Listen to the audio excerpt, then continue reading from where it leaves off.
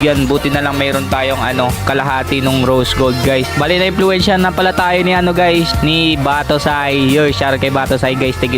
Sa kanya ko pinapaload yung mga ganun, yung mga kalahating rose gold guys. So shout kay Lodi Kick. Dumalaw na nga pala dito yung popol namin guys. Tapos nakita ko may gold dito, may gold coins dito guys. So kinuha ko na, sayang din yung 106 na yan, 'di ba? Sino pa magbibigay sa'yo, apak-apakan mo lang yung coins, 'di ba? Tapos tamang gold plate lang dito, tapos clear. Tamang clear lang tayo guys, pataba. Dito guys, nag-ulti na nga pala ako dito. Para naman hindi na makukuha lahat ng gold plate guys, kasi Makati din talaga yung naitan Tapos tamang clear lang ako dito.